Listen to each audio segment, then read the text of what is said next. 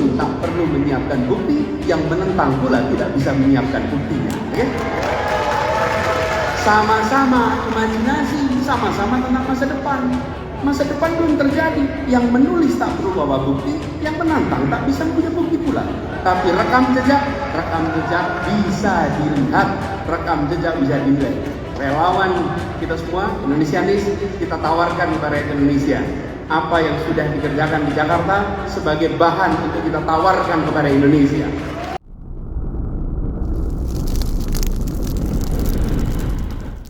Relawan Anies Baswedan yang menamakan diri Indonesia Anies menggelar deklarasi di Jakarta Convention Center hari ini, Rabu, 2 November 2022.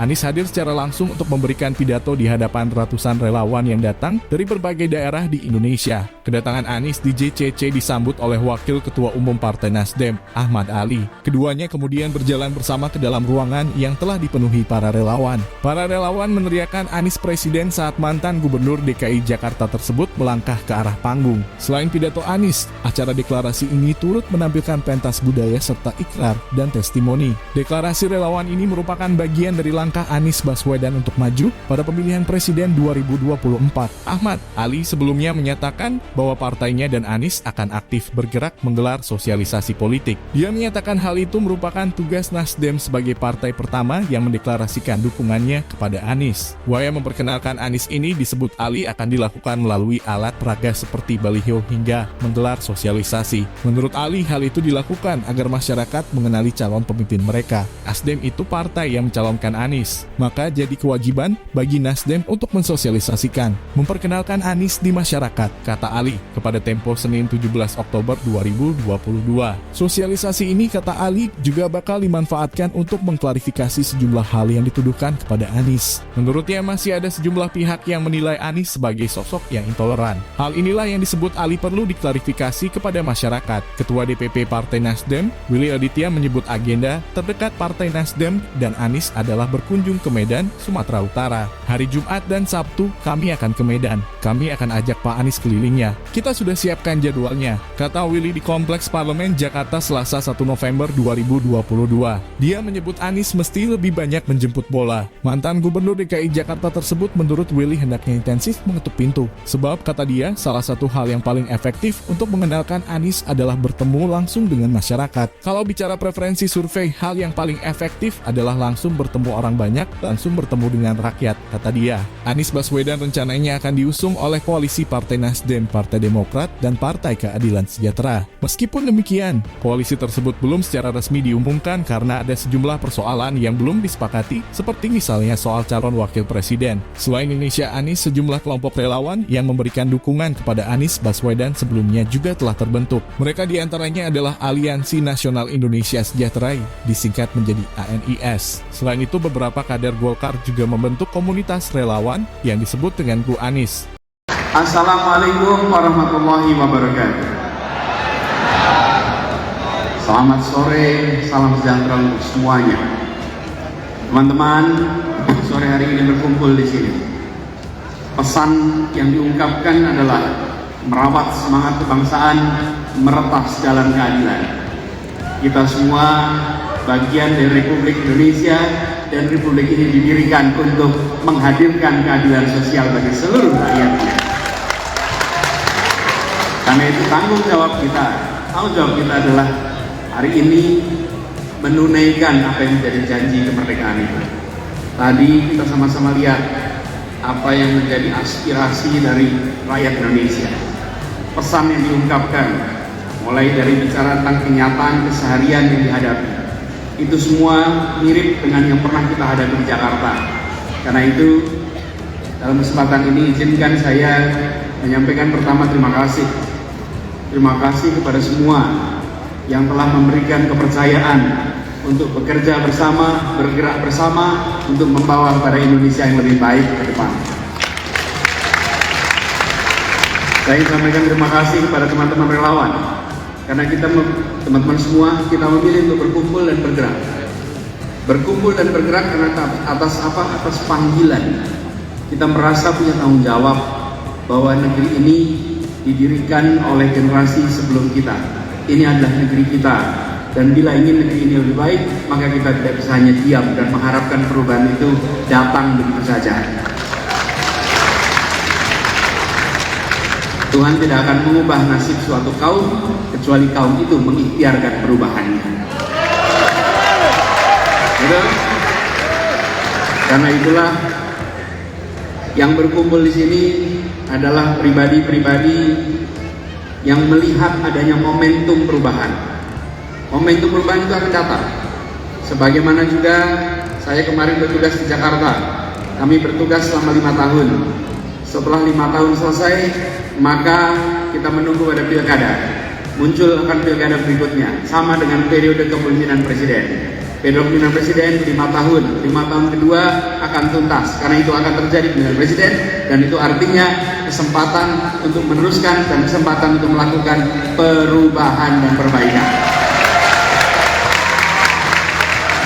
Itu momentum yang akan datang, momentum yang tersedia, dan kita yang berkumpul di tempat ini memilih untuk tidak tinggal diam lihat adanya momentum itu. Kita menyaksikan adanya tantangan-tantangan yang selama ini muncul. Kita tahu bahwa tantangan ini akan terus-menerus hadir, dan kita membutuhkan kebaruan, kita membutuhkan perubahan, kita membutuhkan perbaikan. Dan yang berada di tempat ini adalah kita-kita yang mempercayai akan bisa dilakukan itu semua.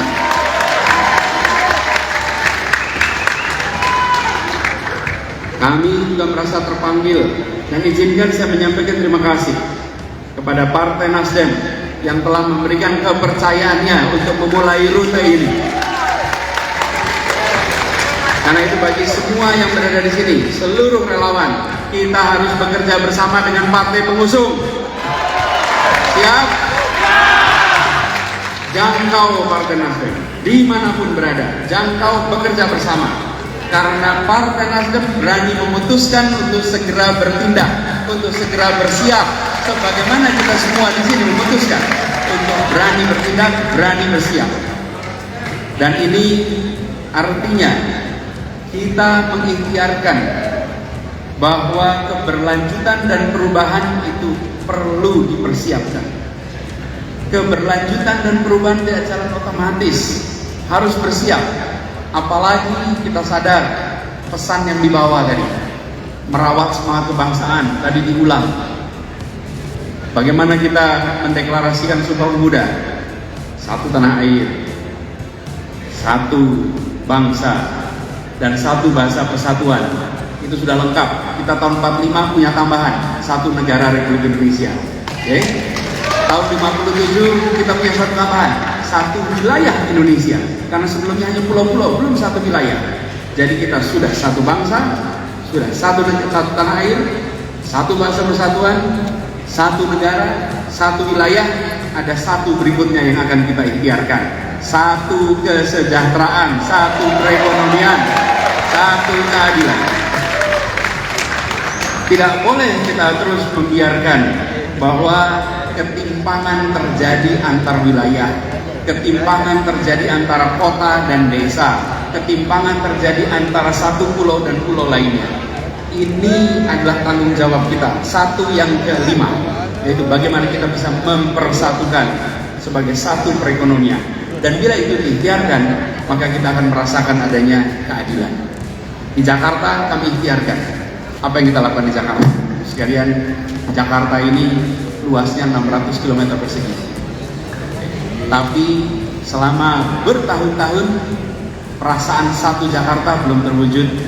Kita wujudkan dengan apa? Membangun sistem transportasi yang menjangkau seluruh wilayah Jakarta dengan satu harga.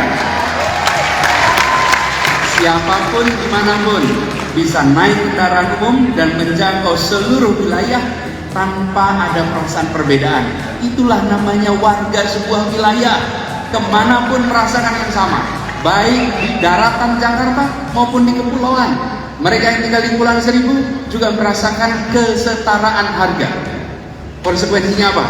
Bila kepulauan di ibu kota tidak terurus, jangan harap kirim pesan kepada seluruh Indonesia, pulau-pulau akan bisa diurus. Tapi bila kepulauan di Jakarta menjadi perhatian, maka kita mengirimkan pesan kepada semua pulau di Indonesia. Ini persoalan waktu, insya Allah semua akan mendapatkan kesetaraan kesempatan. Keadilan sosial itulah pesan selama kami bertugas di Jakarta. Dan keadilan sosial itulah yang menjadi fokus. Kita ingin di Jakarta punya kesempatan yang sama. Dan prinsipnya begini, bukan mengecilkan yang besar, tapi membesarkan yang kecil. Itu yang kita kerjakan selama ini. Yang besar biar tambah besar, karena dia bisa mengangkat semua. Tapi jangan biarkan yang kecil lintas tahun, lintas dekade tetap menderita, tetap tersingkirkan. Tidak, yang kecil dibesarkan, yang tersingkir diketengahkan, sehingga semua punya kesempatan yang sama di kota. Karena itu, teman-teman relawan Indonesianis, mari kita tawarkan kepada rakyat Indonesia, bukan sekedar visi, bukan sekedar misi. Karena visi dan misi bisa dikarang, visi dan misi bisa dibuatkan orang. Tapi yang kita tawarkan adalah rekam jejak karya yang senyatanya sudah dilakukan. Kalau rekam jejak boleh diuji, rekam jejak bisa dibahas. Kalau visi yang menyusun tak perlu menyiapkan bukti, yang menentang pula tidak bisa menyiapkan buktinya. Okay? Sama-sama imajinasi, sama-sama tentang masa depan. Masa depan belum terjadi. Yang menulis tak perlu bawa bukti, yang menantang tak bisa punya bukti pula. Tapi rekam jejak bisa dilihat, rekam jejak bisa dinilai. Relawan kita semua, Indonesianis, kita tawarkan kepada rakyat Indonesia apa yang sudah dikerjakan di Jakarta sebagai bahan untuk kita tawarkan kepada Indonesia. Dengan kata kunci, keadilan sosial bagi seluruh rakyat Indonesia. Itulah kata kunci kita. Dan alhamdulillah kita ikhtiarkan itu terus-menerus. Karena itu kemarin pada saat kami selesai bertugas di Jakarta, saya sampaikan pada saat pidato penutupan bahwa saya tidak akan berbicara panjang tentang apa yang sudah dibangun di Jakarta. Biarlah kenyataan itu yang bercerita dengan amat panjang tentang apa yang sudah dikerjakan di Jakarta.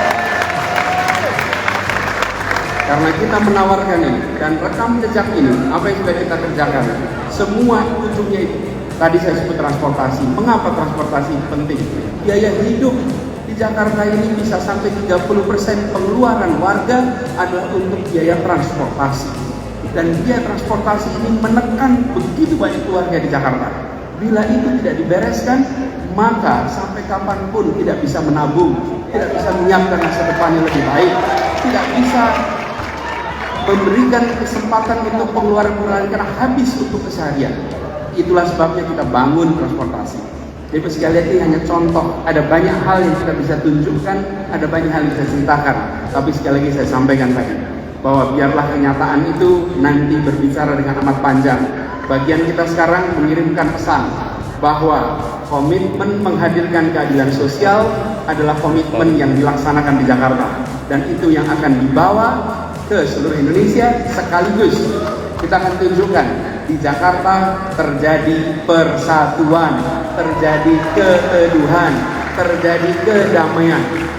Jakarta adalah kota yang beragam. Keragaman itu karunia ilahi, keragaman itu karunia Tuhan. Persatuan usaha manusia. Bagian kita mengusahakan persatuan. Dan itu dilakukan di Jakarta. Semua dijangkau, paling kanan, paling kiri, paling atas, paling bawah, yang tengah. Semua adalah bagian dari kota ini. Tidak boleh kita mengatakan bahwa kita menjangkau semua kecuali 1-2 kelompok. Justru tugas dari negara adalah menjangkau semua, melindungi semua, memberikan pesan kepada semua bahwa negara hadir, memberikan perlindungan kepada semuanya. Itu yang menjadi pegangan kita. Karena itu dua pesan ini, merawat semangat kebangsaan, ini kita jaga. Jakarta alhamdulillah bisa menjadi contoh. Kedua, meretas jalan keadilan. Alhamdulillah, Jakarta sudah menempuh rute itu. Insya Allah perjalanan ini akan kita teruskan. Kita jaga semangat ini dengan mengirimkan pesan tanpa hoax, tanpa caci maki, dengan karakter yang mulia. Tunjukkan relawan Indonesianis, relawan yang bisa dijadikan teladan dalam perjuangan. Memenangkan debat itu baik, tapi memenangkan hati itu jauh lebih baik lagi. kita melangkah hati. Terima kasih. Mari kita jaga semangat ini dan kita menyebar ke seluruh Indonesia, jangkau semua. Insya Allah, Allah Tuhan Maha Kuasa memberikan kepada kita kemudahan, memberikan kepada kita keringanan, membukakan pintu-pintu baru untuk kita bisa meraih apa yang kita rencanakan. Terima kasih, kurang lebih mohon maaf. Assalamualaikum warahmatullahi wabarakatuh.